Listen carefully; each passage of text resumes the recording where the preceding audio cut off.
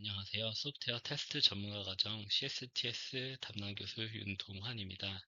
오늘은 2024년 2학기 기말고사 대비 요약 주제로 강의를 진행하도록 하겠습니다. 제가 조금 감기 때문에 목 상태가 안 좋은데 이러한 좀 양해 부탁드리고 여러분들도 겨울철 감기 조심하시기 바랍니다. 네, 첫 주제 리뷰에 대한 내용입니다. 리뷰에는 관리 리뷰가 있었습니다. 관리 리뷰는 요 매니지먼트라는 용어에서 말해주듯이 어떤 프로젝트의 전체적인 진행 사항을 모니터하고 계획과 현재 요 일정 상태를 평가하여 필요하다면 자원이나 일정, 프로젝트 범위 등을 변경하는 것이 되겠습니다. 어떤 프로젝트를 진행하다 보면은 일정이 모자르거나 아니면은 어떤 어, 금전적인 부분에서 이제 자금 지원에 문제가 발생한다거나 이러한 것으로 인해서 프로젝트 범위가 변경되거나 아니면 일정이 좀 변경되거나 이러한 것들이 있겠죠. 이러한 것들에 대한 것을 리뷰한다고 보시면 되겠습니다. 관리 리뷰 대상의 작업물로는 설치 계획, 백업 및 회복 계획, 안정성 계획, 재난 계획, 비상대책 계획, 진행 보고서, 테스트 결과 등이 대상이 되겠습니다.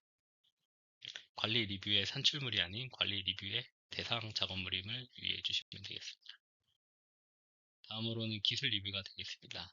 기술 리뷰란 관리 리뷰와 달리 프로젝트의 기술적 상태에 대해서 관리자에게 제공하는 그런 리뷰회가 되겠습니다. 대상 작업물이 의도된 사용에 적합한지, 대상 작업물이 계획, 법규, 표준이나 명세를 충실히 준수하는지, 변경사항이 적절하게 구현되었는지, 변경 명세에 식별된 영역에만 해당 변경이 미치는지 등의 영향을 평가하고 있습니다. 여러 대안을 추천하거나 대안들을 검토하기도 합니다. 기술 리뷰의 대상으로는 아까와는 달리 소프트웨어 요구 명세라든지 설계 명세, 테스트 문서, 유지 보수 매뉴얼이나 설치 절차 이러한 것들이 이제 주로 포함될 수 있겠고요. 하지만 이에 국한되진 않고 어떤 기술적 리뷰의 대상이 될 수 있다면 모두 포함된다고 보시면 되겠습니다. 다음은 인스펙션입니다. 가장 현실화된 대표적인 리뷰 방식으로 꼽히고요. IBM의 파가는 결함은 발생한 시점에서 가능한 이른 시기에 제거해야 한다고 했습니다. 이러한 이제 파간의 이름을 따서 인스펙션은 파간 리뷰라고도 불립니다. 이를 위해 더욱 구족적이고 절차적인 방법이 필요하다는 생각으로 이러한 인스펙션 프로세스를 정립했다고 합니다. 먼저 인스펙션은 동료 검토, 비슷한 수준이나 역할을 가진 사람들이 코드 등을 포함한 소프트웨어 산출물을 검토하는 작업이 있겠고요. 가능한 한 개발 초기에 검사해야만 초기 작업물에서 이제 문제를 찾아낼 수 있겠습니다. 검출한 문제의 유형이나 투자 시간 등 포함된 자료를 수집하여 인스펙션 자체와 체크리스트와 같은 인스펙션 지원 문서 개선에 활용을 할 수 있겠습니다. 워크스루는 인스펙션이랑 항상 비교되는 용어인데요. 인스펙션보다는 비형식적인 결함 검출 방법이 되겠습니다. 결함을 검출할 목적뿐만이 아니라 참가자들의 교육이나 지식 공유를 위해서 수행되기도 합니다.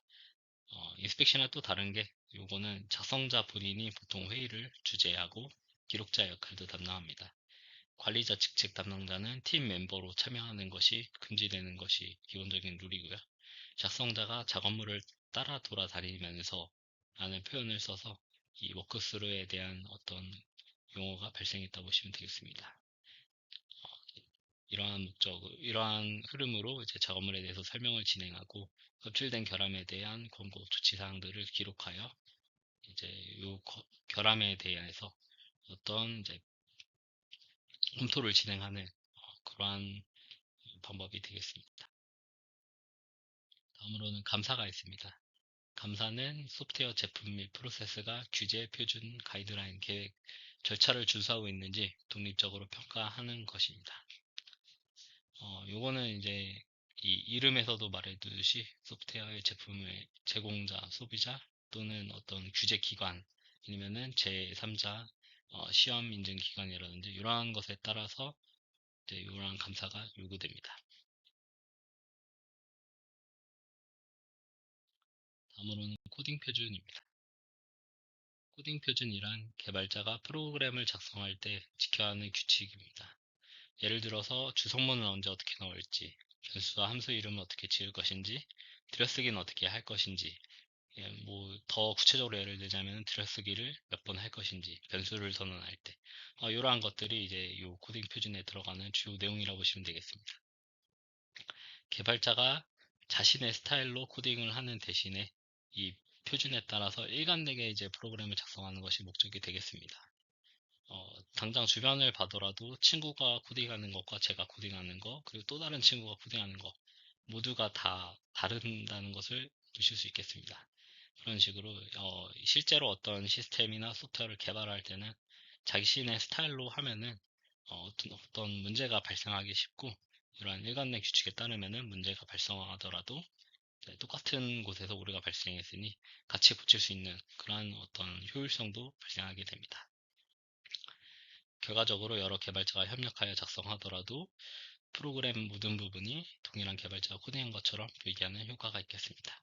이는 가독성, 유지보수가 용이한 소프트웨어가 개발 가능하다는 것을 의미합니다. 다음으로 순환 복잡도. 이거는 주어진 제어 흐름 그래프에서 선형적으로 독립적인 기본 경로라 불리는 프로그램 경로들의 개수를 말합니다. 즉, 순환 복잡도는 경로의 개수를 의미를 합니다.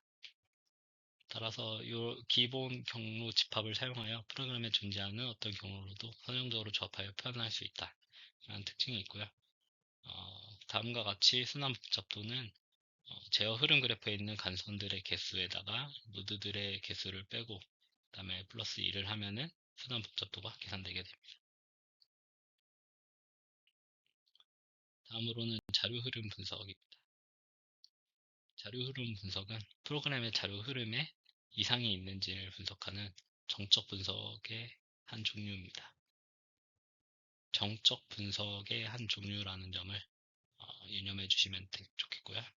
개발자는 변수를 먼저 정의하지 않고 사용하거나 변수를 초기화하지 않은 상태로 조건문에 사용하는 이러한 어떤 이상들을 이제 만들곤 합니다. 이러한 것을 이제 분석하고자 하는 것이 정적 분석의 목적이 되겠습니다.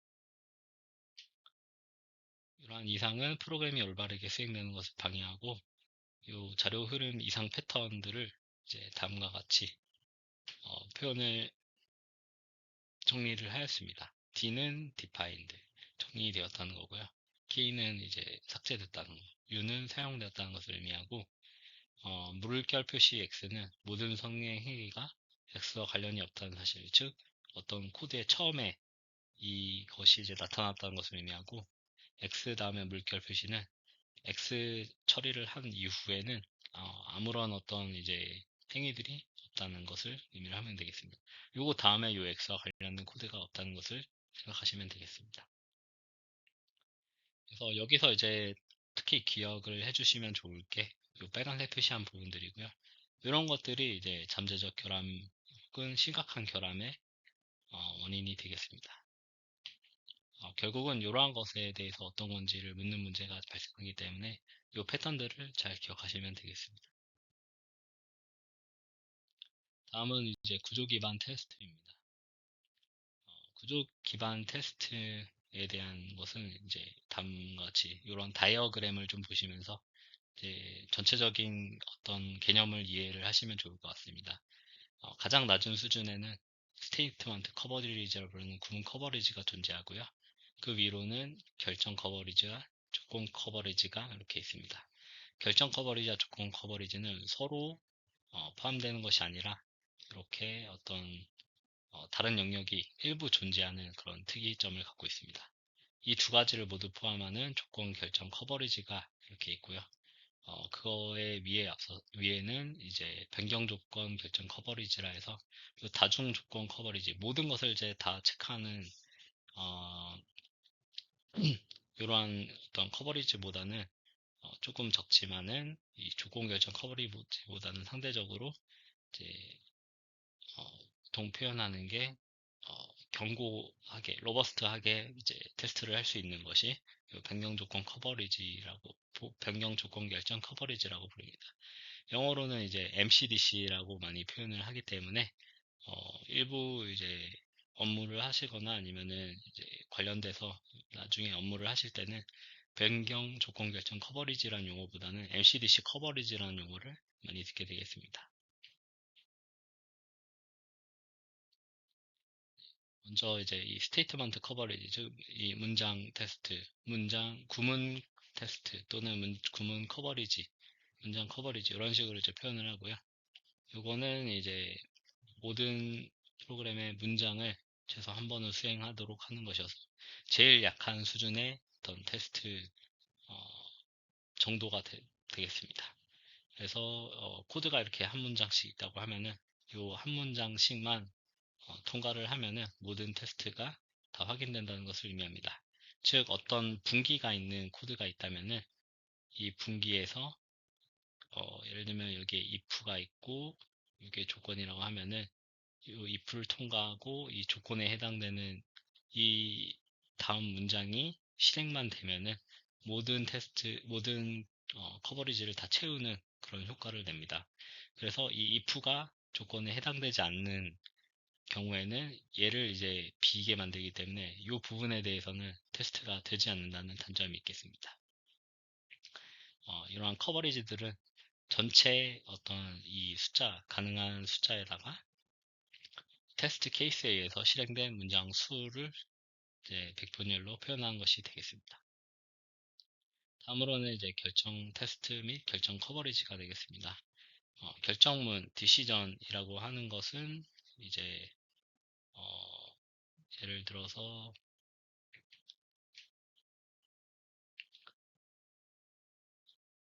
if라는 이제 여기에 이 어떤 조건이 들어가게 되고, 근데 이 조건 안에 또 우아해서 이렇게 조건이 들어있다고 보겠습니다.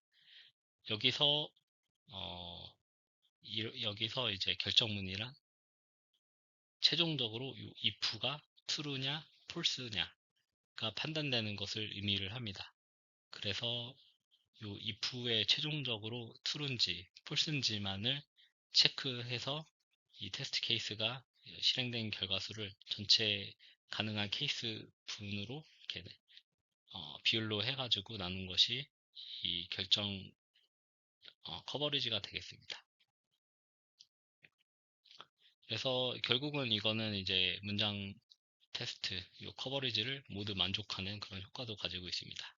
하지만 요 예시에서 봤듯이 이 안에 들어있는 조건은 모두 테스트를 할 수 없겠죠. 그래서 이 디시전 커버리지와 컨디션 조건 커버리지 간에는 이렇게 서로 못하는 영역이 나타나게 됩니다. 다음에 조건 같은 경우에는 어, 보통은 저희는 이러한 if 문 안에 아까와 똑같이 어떤 이런 조건이 있고 그 안에 또 다른 조건이 이렇게 있다고 하면은 아까는 요 전체에 대해서 어, 디시전이라고 했죠. 근데 조건 테스트, 조건 커버리지에서의 조건은 요 안에 있는 이러한 조건들을 말합니다. 그래서 이 조건 커버리지를 하게 되면은 반대로 이렇게 이 결정과 디시전과 조건 간의 다른 부분에 대해서는 테스트가 안 될 수도 있는 그런 효과가 있겠습니다. 그리고 이 스위치문 같은 경우도 이 트루 폴스가 아닌 여러 값을 가질 수 있다는 것을 이해하시면 좋겠습니다. 네, 이것을 이제 제어 흐름 그래프 상에서 보시면 좀 더 명확해질 수 있는데요. 여기에는 이제 다음과 같이 요 P1에서 W는 0이 선언되었고 다음과 같이 X가 0보다 크고 또는 Y가 0보다 클 때라는 이러한 어떤 컨디션이 들어가게 되겠죠. 여기서 이제 요거는 아까 말씀드렸듯이 결정문이 되겠고요. 요 큰 거는 요 안에 조건문으로는 이렇게 x는 0보다 크거나 y는 0보다 크거나 이런 게 또 들어가겠죠. 다음으로 이제 요 B3 이렇게 내려가면은 여기도 이제 z는 10보다 크다 이러한 결정문이 있고 또 요거는 근데 하나밖에 없으니까 결정문이면서 조건문도 될 수 있겠죠. 그래서 이러한 식으로 이 결정문과 조건문을 구분하는 방법에 대해서 이해를 하시면 좋겠습니다. 네, 다음으로 명세 기반 테스트를 살펴보도록 하겠습니다. 네, 먼저 이제 동등 분할 기법이 되겠습니다. 동등 분할이나 equivalence partitioning이라고 영어로 이렇게 불리고요. 프로그램 입력이나 출력 영역을 동등 클래스라고 불리는 몇 개의 영역으로 분할하여 각 클래스에서 하나의 값만 선택해서 테스트 케이스로 이용하는 이런 방법이 되겠습니다. 동등 클래스에서 선정된 이 값이 올바르다면은 나머지도 올바르다는 이러한 가정을 기반으로 하고 있고요. 동등 클래스에는 서로 공통된 값이 없어야 합니다. 동등 분할에서 이제 명세에 대한 입력 그리고 출력에 대해서 먼저 식별을 하고 각 입력 출력 영역을 동등 클래스들로 이렇게 분할하게 됩니다. 이때는 이제 도메인 지식을 이용하거나 과거의 경험을 이용할 수 있겠습니다. 각 동등 클래스에서 최소 하나의 대표값을 선정하여 테스트 케이스에 반영하고 이러한 테스트 케이스 테이블을 작성하게 되는 순으로 되겠습니다. 입력 조건의 범위를 기술하는 경우에는 입력 조건을 만족하는 하나의 클래스와 입력 조건을 만족하지 못하는 두 개의 클래스로 분할을 할 수 있겠습니다. 예시를 보면은 어떤 프로그램이 나이를 입력받는다고 가정할 때 나이 범위가 25세에서 59세까지 이렇게 한다면은 25세 이상, 60세 미만, 24세 이하, 60세 이상 이렇게 이 범위에 해당하는 것과 범위를 벗어나는 것 이렇게 두 가지로 구분을 할 수 있다는 것을 의미를 하고요. 입력 조건이 특정 값을 기술하는 경우에는 입력 조건을 만족하는 경우와 만족하지 않는 두 개의 클래스로 분할할 수 있겠습니다. 입력 조건이 어떤 집합의 원소를 기술하는 경우에는 그 집합의 원소들로만 이루어진 클래스와 그렇지 못한 클래스로 분할을 할 수 있겠습니다. 예를 들어서 입력 조건이 오렌지, 사과, 배, 포도 이러한 이제 과일임을 요구를 할 때 오렌지, 사과, 배, 포도로 구성된 클래스와 예를 들어서 이게 아닌 클래스 예를 들면 축구공과 같은 이러한 어떤 다른 어떤 유형이 다른 그런 클래스로 이렇게 분할을 할 수 있다 이런 의미가 되겠습니다. 입력 조건이 어떤 개체가 존재하는지를 따지는 경우에는 있는 경우와 이제 없는 경우 각각의 하나의 클래스로 생성을 할 수 있겠습니다. 전화번호 예시를 들면은 지역번호는 경우에 따라 입력으로 받을 수도 있고 안 받을 수도 있습니다. 이때는 지역번호가 있는 경우를 하나의 클래스, 지역번호가 없는 경우도 하나의 클래스 이렇게 나눌 수 있다는 것을 의미를 하게 됐습니다. 다음으로는 경계값 분석은 약간 동등 분할 클래스 이런 것과 이제 동등 클래스와 좀 유사한데 경계값을 이제 중점으로 분석하는 방법이라고 보시면 되겠습니다. 이러한 이제 원리는 이 소프트웨어 결함이 보통 입력의 경계에서 많이 발생한다는 어떤 경험적인 통계적인 사실에서 근거를 한 것이고요. 입력 영역 경계에 있는 근처 값을 사용하여서 테스트 케이스를 설계하는 방법이 되겠습니다. 클래스 경계와 경계 근처에 있는 값들을 사용하여 테스트 케이스를 설계해야 합니다. 투밸류 경계값 분석과 3밸류 경계값 분석 이러한 것이 있겠고요. 경계값과 경계값 외부에 있는 가장 가까운 값 이렇게 하는 방법과 경계값, 경계값 내부, 경계값 외부 이렇게 세 가지로 분류해서 클래스를 나눠서 이렇게 시험하는 방법이 있겠습니다. 네, 경계값 식별 여기 예시를 살펴보면은 x는 10보다 작으니까 경계값은 일단은 10이 되겠죠. 그리고 10보다 크고 20보다 크거나 작다 그런 조건도 있고 20보다 작다. 그래서 여기서의 이제 경계값은 x는 10, 20이 되겠고요. 네, x가 정수이기 때문에 x는 10은 이렇게 같이 표현을 해서 x는 9로 표현했고, 얘도 마찬가지로 이제 이것과 동일하게 이제 같거나 작다로 표현해서 이제 21로 이렇게 선정을 했습니다. 그리고 요 16비트 정수형이라면은 x가 표현할 수 있는 최대 정수와 이제 16비트 정수형이라면 x가 표현할 수 있는 최소 정수, 이러한 것을 이제 경기값으로 식별을 했습니다. 이것에 대해서 이제 투밸류 경기값 분석을 시행을 한 결과는 다음과 같고요. 그래서 이제 경기값과 네, 여기죠. 경기값이 아닌 값, 이렇게 각각 두 개씩 이제 테스트를 한 결과가 되겠습니다. 3밸류 경기값 분석은 경기값이 9라면은 9 주변에 8이랑 10도 이렇게 세 가지를 테스트한 것을 보실 수 있겠습니다. 똑같이 이제 아래에도 적용이 됐다 보시면 되겠습니다. 경계값 분석의 절차는 명세에서 입력 출력들을 식별하고 각 입력 출력에 대한 동등 분할을 수행하고 각 분할된 클래스의 경계값을 식별하여 투밸류 경계값 분석이나 3밸류 경계값 분석에 따라 경계값 분석을 수행하는 것이 되겠습니다. 이 결과로 얻은 값에 대해서 기대 출력을 명세로 구하여 이 테스트 케이스를 설계한다고 보시면 되겠습니다. 네, 다음으로는 이제 페어와이즈 테스트가 있겠습니다. 이것은 모든 가능한 조합들을 테스트하는 대신에 예를 들어서 조합이 여기 두 개가 있고 어떤 조합이 이렇게 세 개가 있고 또 어떤 조합이 이렇게 두 개가 있다.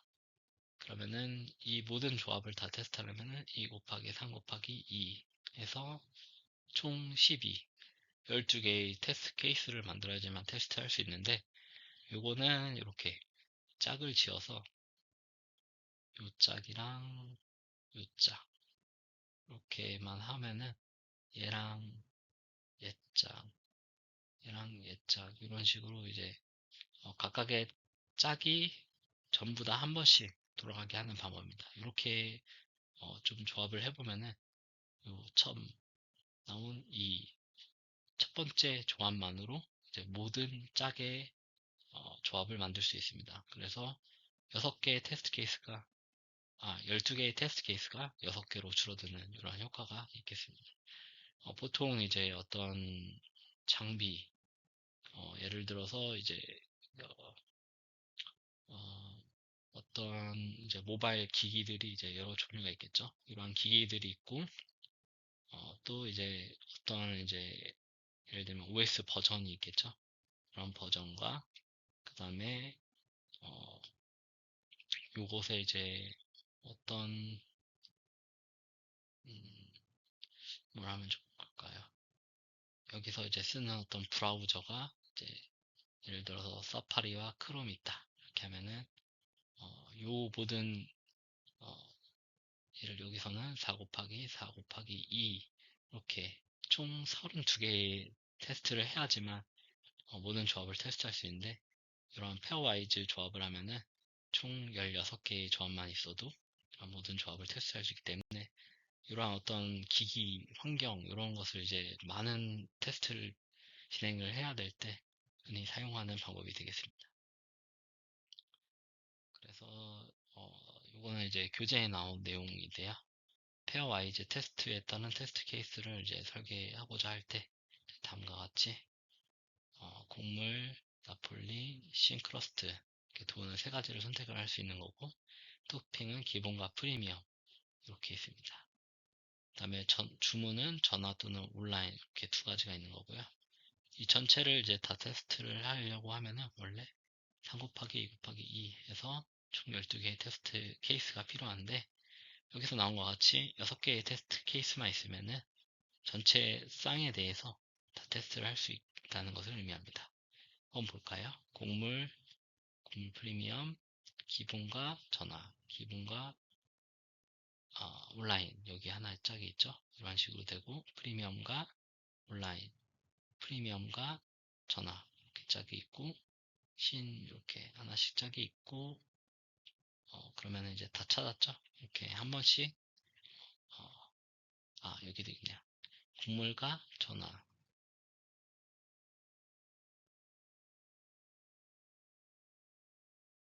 그 다음에 곡물과 온라인 이렇게 있고, 나폴리 전화, 나폴리 온라인 이렇게 한 쌍이 있고, 싱크러스트 온라인, 싱크러스트 전화 이렇게 6개만으로도 이제 각각의 모든 쌍이 이렇게 나오는 형태를 보실 수 있습니다. 페어와이즈 테스트에 대해서 IPO 알고리즘이라는 용어가 이제 주로 나오고요. P1부터 P-N개의 입력 인자를 가지고 있을 때 페어와이즈 테스트 케이스 집합은 이제 다음 같은 과정을 거쳐 생성이 된다. 그래서 이러한 이제 IPO 알고리즘이 뭔지 그리고 그 순서에 대해서 기본적인 개념 정도만 이해하시면 되겠고요. 이것에 대해서 이제 생성하는 과정은 이전의 그런 테스트 케이스 만드는 순서를 좀 생각을 하시면 거의 똑같다고 보시면 되겠습니다. 네, 다음으로는 결정표 테스트. 이것도 이제 많이 사용할 수 있는 그런 테스트 케이스고요. 어떤 표가 나오는데 그 표를 기반으로 해서 테스트 케이스를 설계하는 그런 방법이 되겠습니다. 그래서 이제 다음과 같이 어떤 조건이 있으면은 그 규칙, 이 조건들의 조합을 통해서 어떤 이제 행위에 대한 가능 여부가 이렇게 판단되는 그런 것이 되겠고요. 예를 들어서 이제 H대학교에서는 성적 C 이하인 학생들을 대상으로 학습 상담 프로그램을 운영하고 있다. 그러면 C 이하인 애와 C 이하가 아닌 애들이 있겠죠. 성적이 B 이상인 애들 여기서도 학습 상담 프로그램을 이수하지 않아도 된다. 얘는 안 해도 된다네요. C 성적 이하인 학생들은 결석이 일수가 요 애들 중에서도 3일 이상이면 결석이 그리고 3일이 아니면 이렇게 나뉘게 되겠고요. 그래서 이상이면은 A를 받아야 되고 이하면은 B를 받아야 되고 그리고 얘가 만약에 1학년이다 그러면은 C도 동시에 받아야 된다 합니다. 이러한 여러 가지 이제 조건들이 난립하고 있죠. 이거를 이제 결정표로 만들면은 다음과 같이 되겠고 그래서 요 행위 A 상담을 받아야 할지 B 상담을 받아야 할지 C 상담을 받아야 할지 보면은 이제 이러한 것에 대해서 두 개가 될 수도 있고 하나만 될 수도 있고 아예 아닐 수도 있고 이런 식으로 이제 각 규칙 조건의 조합별로 해서 하나씩 테스트 케이스를 만들 수 있게 됩니다. 다음은 테스트 실행 및 결함 보고 종료 그리고 평가 및 개선 내용이 되겠습니다. 테스트 실행 및 결함 보고에서는 이제 주요 산출물은 테스트 실행 로그가 있다는 것을 기억하시면 되겠고요. 이 테스트 절차 중에서 실행하고자 하는 테스트 절차들을 이제 실행하고 결과를 비교해서 그것을 이제 실행 로그로 기록한 내용이 되겠습니다. 그 다음으로는 이제 결함 보고서, 그다음에 결함 추적 보고서가 이제 결함 보고 내용으로 있겠고요. 이 실행 로그 바탕으로 이제 결과를 분석했을 때 결함이 있는지 없는지를 식별하고 요거를 결함 보고서로 기록을 한다. 그리고 결함이 종료될 때까지의 과정을 이 추적 보고서에 기록을 한다. 이러한 내용에 대해서 이해를 하시면 되겠습니다. 그래서 요 결함 실행 먼저 테스트 실행 로그가 진행이 되고 그 결과 분석을 했을 때 요 결함에 대해서 결함의 구체화를 할지 일반화를 할지 고립화를 할지 이렇게 분석을 하게 되고 요거에 따라서 이제 결함을 기록하고 그 추적 사항을 이제 결함 추적 보고서에 작성을 하게 되겠습니다. 그래서 결함의 보고서는 이렇게 두 가지 형태가 되겠고 각각의 내용에 대해서도 구분을 좀 해서 기억을 하시면 좋겠습니다. 네, 결함의 구체화, 결함의 고립화, 결함의 일반화에 대해서는 각각 어떤 내용인지를 이제 내용만 좀 숙지를 해주시면 되겠고요. 결함 생명주기 이 부분도 이제 이 오픈부터 해서 그런 각각의 어떤 흐름과 이 각각의 항목에서 누가 이것에 대해서 역할을 해야 되는지 이러한 부분에 대해서 내용을 좀 살펴보시면 되겠습니다. 모니터링 제어에서는 이러한 테스트 현황 보고서가 내용으로 이렇게 담긴다는 것을 이해하시면 되겠고요. 테스트 종료도 이제 테스트가 종료되면은 산출물을 관리하고 이것을 이제 정리해서 이 보고서에 기록한다. 이러한 흐름을 이해를 하시면 되겠습니다. 테스트 자동화는 서치 모델이 뭔지를 좀 기억을 해주시면 좋을 것 같습니다. 그다음에 테스트 실행 도구로는 자동으로 실행할 수 있도록 스크립트로 변환해서 실행한다. 즉 이제 레코드 앤 플레이백 방식이라는 것을 기억을 하시면 되겠고요. 이슈 관리 도구, 이거는 이제 과거에 버그 추적 도구로 불렸다. 일반적으로 이러한 이슈에 해당하는 부분에 대해서 이제 추적 관리를 한다. 이렇게 보시면 되겠습니다. 이 종류에 대해서 한번 숙지하면 좋을 것 같습니다. 네, 여기까지 기말고사에 대한 저희 요약 강의였고요. 기말고사 잘 보시기 바랍니다. 감사합니다.